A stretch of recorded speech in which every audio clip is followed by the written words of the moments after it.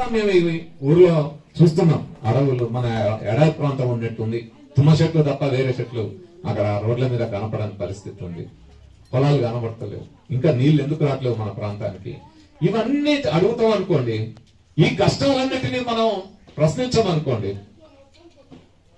ఎవరైతే దోపిడీ చేస్తున్నారో వాళ్ళ ఆటలు సాగవు. కాబట్టి ఎవరైతే రాజ్యం వెళ్తున్నారో అధికారంలో ఉన్నారో వాళ్ళ ఆటలు సాగవు. కాబట్టి మనకేం చెప్తారంటే, ఇక్కడ ఈ కష్టాలన్నీ మీరు పడాలి, మీరు సచ్చిన తర్వాత స్వర్గం ఉంది, అక్కడ రంభా ఊర్వశి మేనక తిలోత్తమ ఉందని ఒకళ్ళు చెప్తే, జన్నాత్ ఉంది అక్కడ 72 కన్యలు ఉన్నాయని ఇంకొకళ్ళు చెప్తే, లేదు అక్కడేదో పరలోకం ఉంది, ఆ పరలోకానికి పోతే ఇక మీకు అక్కడ అన్ని ఉంటాయి, లేకపోతే అంతిమ దినాల్లో తీర్పు దినాల్లో మిమ్మల్ని మంటల్లో వేసి కాల్చి, ఆల్రెడీ చనిపోయారో ఇంకా మంటల్లో వేసి కాల్చారు.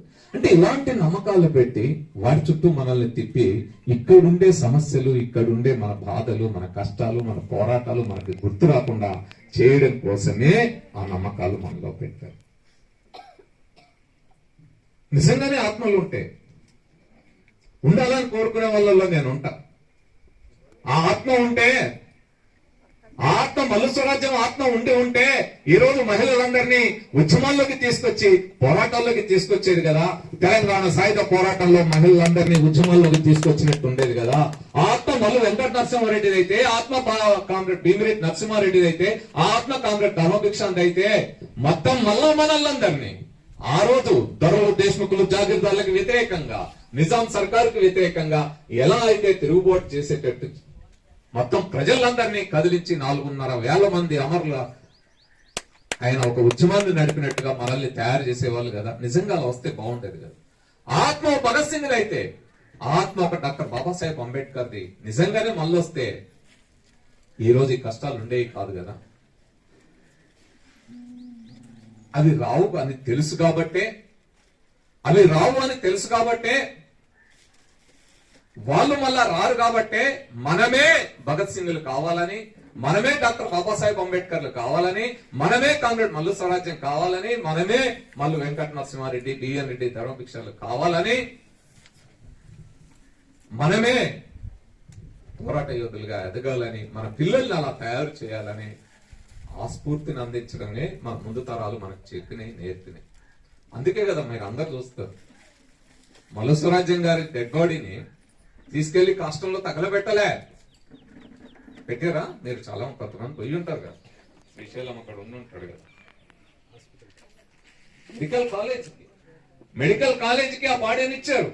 ఏం చేస్తారు మెడికల్ కాలేజీ మెడిసిన్ చదువుకునే విద్యార్థులు, డాక్టర్లు కావాల్సిన విద్యార్థులు డైరెక్ట్ వచ్చి మనిషిని కోసి మొత్తం శరీర భాగాలు పరిశీలించలేరు కాబట్టి ఈ బాడీని, ఈ శవాన్ని అక్కడ పెట్టుకొని అక్కడ మొత్తం ఆ భాగాలన్నీ కోసి వాళ్ళు చదువు నేర్చుకుంటారు.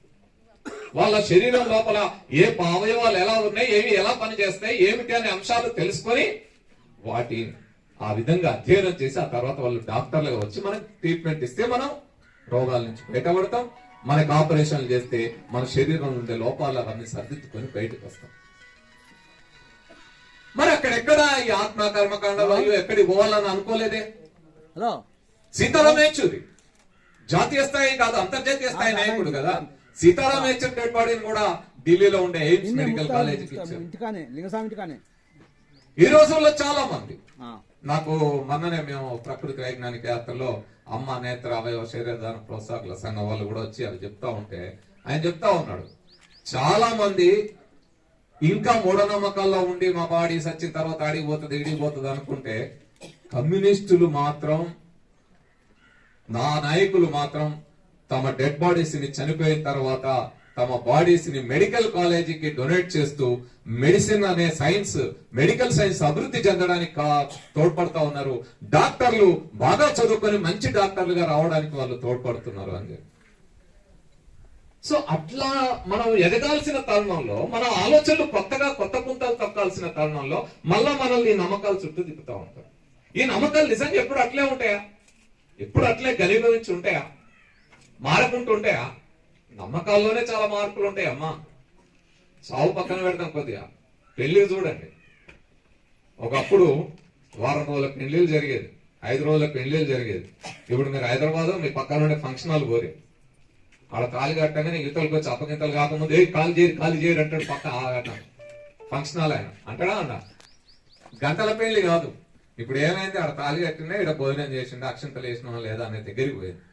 అంతేకాదు మంత్రాలు కొని వాళ్ళు చెప్పిన మంత్రాలైనా వాళ్ళు ఫాలో అవుతారు అంటే ఆ మంత్రాలు కూడా ఎట్లుంటాయి, గౌరీ పూజ అప్పుడు మంత్రాలు చదువుతారు, ఏమంటారు, అష్టావర్షే భవిత్కన్య నవవర్షాత్ రోహిణి దశవర్షే గౌరీ అదా ఊర్ధ్వ రజస్వల అని చదువుతాడు. ఏంటిది అది? అష్టావర్షే భవిత్కన్య, కన్యాదానం, కన్యను దానం చేయాలంటే 8 ఏళ్లకే కన్య, అదా ఊర్ధ్వ రజస్వల. ఆ అమ్మాయి పెళ్లి కాకముందే మెచ్యూర్ అయితే రజస్వల అయితే సమర్థ అయితే తండ్రి పున్నామ నరకానికి వెళ్తాడు అని చెప్తుంది మంత్రం. ఇప్పుడు మీరు అది నమ్మి మా మంత్రం మీరు అంటారు ఏ టైంకి మంత్రం లేదు, అయినా మంత్రం ఇది ఈ ప్రకారమే చేయండి అని. ఆ ప్రకారమే చేసి ఆ ప్రకారమే మీరు 8 ఏళ్ళకి పెళ్లి చేస్తే ఏమైతుంది, తీసుకెళ్లి జైల్లో పెడతారు. ఎందుకని? అమ్మాయి 8 ఏళ్లకు పెళ్లి చేయడం కాదు, అమ్మాయి అయినా అబ్బాయి అయినా ఒక వివాహ బంధాన్ని అర్థం చేసుకోవాలంటే, పెళ్లి గురించి అర్థం చేసుకోవాలంటే, ఈ సమాజం గురించి అర్థం చేసుకోవాలంటే, తన పుట్టిన శిశువుని ఒక ఆరోగ్యవంతమైన శిశువుగా ఒక మంచి మేధస్సు కలిగిన వాళ్ళగా తయారు చేయాలంటే ముందు ఈ అమ్మాయి మెదడు, మేధస్సు, శరీరం రెండు కూడా మెచ్యూర్ కావాలి. మెచ్యూరిటీ అంటే కేవలం ఆ బ్లీడింగ్ స్టార్ట్ అవడమే కాదు, మెచ్యూరిటీ అంటే ఫిజికల్లీ మెంటల్లీ మెచ్యూర్ అవడం. అంటే ఈ రెండు కూడా వాళ్ళు ఎదగాలి, మనిషి ఎదగాలి, మానసికంగా ఎదగాలి, శారీరకంగా కూడా ఎదగాలి. అలా ఎదగకుండా పచ్చి కింద పిందెల్ని కోసినట్టు కోయకూడదు అనే ఉద్దేశంతో ఈరోజు 18 ఏళ్లలోపు అమ్మాయిలకు పెళ్లి చేయకూడదు అని, ఇప్పుడు 21 ఏళ్ళు చేయాలని చట్టం చేయాలని ఆలోచనలు వస్తా ఉన్నాయి. అంటే 21 ఏళ్ల వరకు కూడా మన అమ్మాయిల్ని బాగా చదివించి పెంచాలి తప్ప ఇంకోటి చేయకూడదు. కాబట్టి ఇట్లాంటి ఆలోచనలు వచ్చిన తర్వాత ఆ ఆచారాల్లో వాటిల్లో కూడా మార్పులు వస్తాయి. మీరు సతీసాగం ఒకప్పుడు భర్త చచ్చిపోతే ఆ మొగుడు ఆత్మ నేరుగా పాస్పోర్ట్ వీసా లేకుండా స్వర్గానికి వెళ్ళాలి అంటే ఆ బ్రతికున్న భార్య నా పిల్లాన్ని తీసుకెళ్లి చితిలో పెట్టి మంటల్లో పెట్టి